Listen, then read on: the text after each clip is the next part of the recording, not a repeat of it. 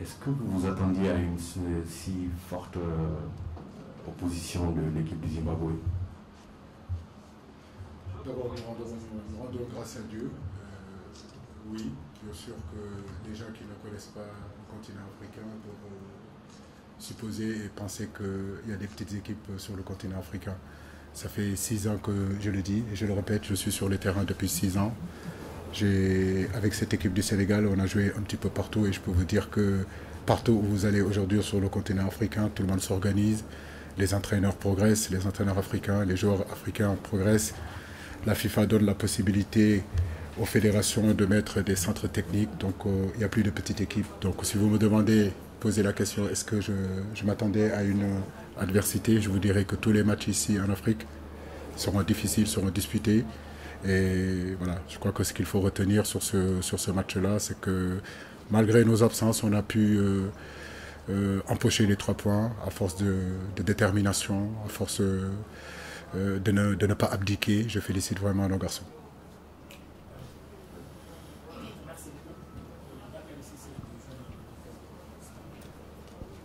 Merci beaucoup. Bakary Cissé du journal Record Sénégal. Coach, j'ai une question. Qu'est-ce qui vous a le plus plu dans ce match, si on sait que votre défense aujourd'hui est colmatée entre guillemets et que joue pour la première fois, tous les 4 jouer pour la première fois ensemble? Qu'est-ce qui vous a le plus plu dans ce match-là? Merci. Quand vous avez la chance d'avoir de grands joueurs à votre disposition, c'est toujours beaucoup plus facile. On a pu travailler pratiquement pendant 10 jours où Koulibaly n'était pas apte.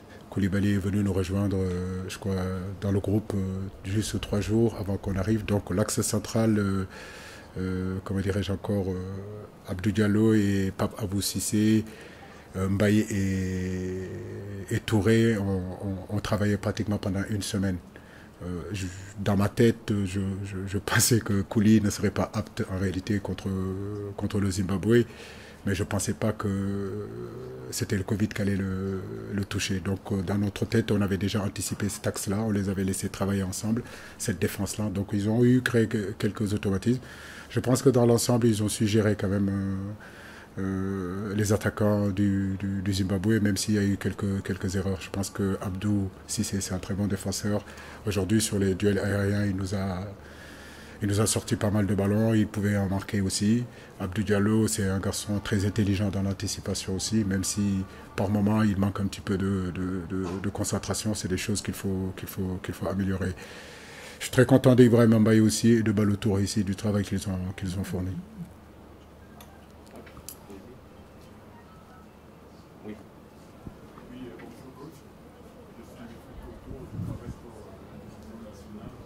Alors, coach, on a été tout de même surpris du positionnement axial de Sadio Mané dans le compartiment offensif de votre équipe. Oui, Sadio, bon, si vous regardez bien l'équipe du Sénégal, je crois que vous n'avez pas l'occasion de regarder beaucoup l'équipe du Sénégal, mais ça fait depuis pratiquement 4 mois, 5 mois, 6 mois, toutes les éliminatoires de la Coupe du Monde, pratiquement on l'a fait avec Sadio devant. Je le dis, je le répète, Sadio Mané est capable de jouer n'importe où. Il est capable de jouer à gauche, il est capable de jouer à droite, il est capable de jouer en dessous de l'attaquant, il est capable même de jouer attaquant. C'est ça aussi, cette polyvalence qu'on a en fin de match. On avait besoin un petit peu de percussion sur les côtés, on l'a décalé sur le côté. Mais je n'ai aucun souci pour le positionnement de Sadio. Ce qu'il faut retenir, je crois qu'on avait à cœur de bien débuter cette rencontre-là. Les 25 premières minutes ont été vraiment très intéressantes pour le Sénégal. Je pense qu'on aurait pu capitaliser, être un peu plus efficace, marquer pour justement se mettre un petit peu plus à l'aise. Ça n'a pas été le cas. Et quand vous avez vos temps forts pendant 20 minutes, 25 minutes, vous ne marquez pas forcément en deuxième période. L'adversaire revient aussi parce que voilà, vous leur donnez la possibilité de sortir la tête de l'eau. C'est ce qui s'est passé. En deuxième période, ça a été beaucoup plus équilibré. Mais comme je vous le dis, dans cette deuxième période-là, je loue l'abnégation, la détermination de nos garçons qui n'ont jamais laissé, qui n'ont rien lâché, qui ont continué à batailler, qui ont continué à se battre jusqu'à, on a eu ce penalty-là et le gagner.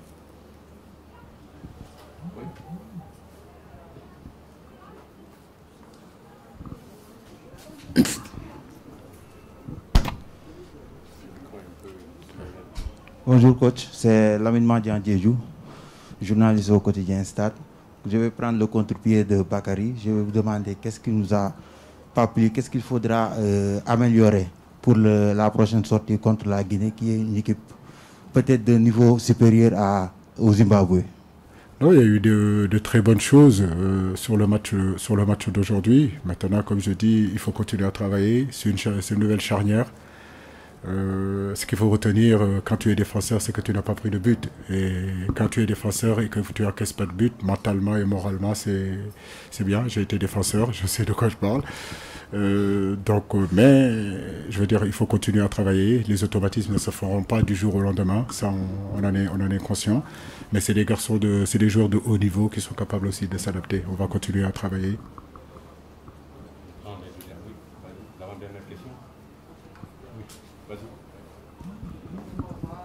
Coach Thierno Dramé RTS, j'ai envie de vous réentendre un peu sur le cas Sadio Mané.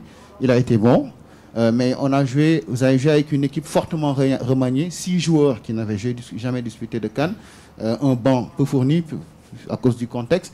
Mais on a l'impression aujourd'hui, plus que jamais, il endosse ses habits de leader dans ce match-là. Il a vraiment porté l'équipe. Qu'est-ce que vous pouvez dire par rapport à ça? Il est homme du match, je pense que ça peut résumer un peu le match de Sadio Mané. J'aime pas trop, Thierno, parler des individualités. Je crois qu'aujourd'hui, nous, on veut parler collectif. Voilà, donc Sadio Mané fait partie d'un collectif et ce collectif s'appelle l'équipe du Sénégal. Sadio Mané porte l'équipe le porte aussi. Je pense que ce qui est important aujourd'hui, c'est qu'il s'épanouit dans cette équipe. Et aujourd'hui, il pouvait marquer beaucoup plus que ça c'est clair et net. Mais c'est lui qui nous marque le penalty. Il a été dans tous les bons coups et ça c'est à valoriser aussi. C'est un garçon qu'il faut protéger, je ne le dirai jamais assez. La CAN, il est très motivé, il est ici, il a envie de le gagner.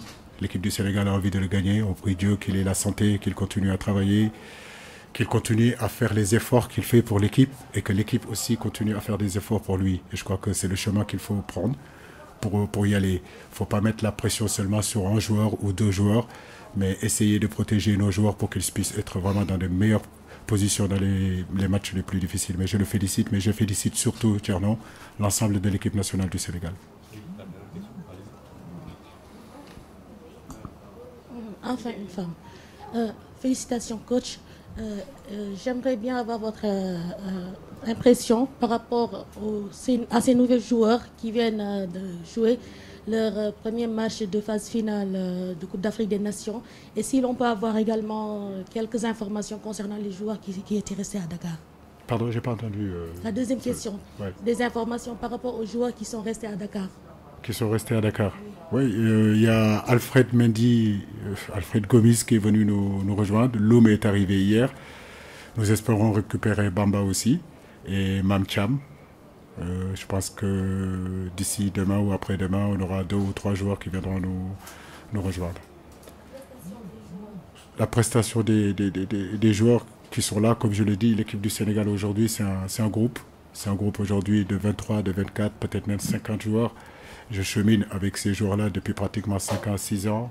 On enlève d'autres viennent. On essaie de garder de la qualité. Je pense qu'aujourd'hui, tout le monde est prêt à jouer. Je veux les féliciter parce que en n'ayant pas aujourd'hui 5-6 titulaires dans notre équipe et qu'ils ont tenu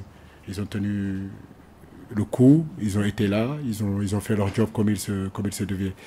Moi, je ne fais pas partie des gens qui ont la logique de dire que parce que vous n'avez pas l'expérience de la CAN, vous ne pouvez pas forcément être bon à la CAN. Moi, je ne crois pas à ça.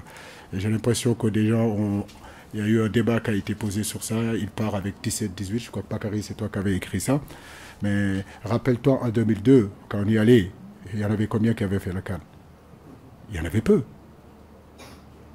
Mais ça ne nous a pas empêché d'aller en finale. Je crois que ce qui est important véritablement, c'est l'abnégation, la détermination, l'envie de venir mouiller le maillot et surtout les qualités des joueurs.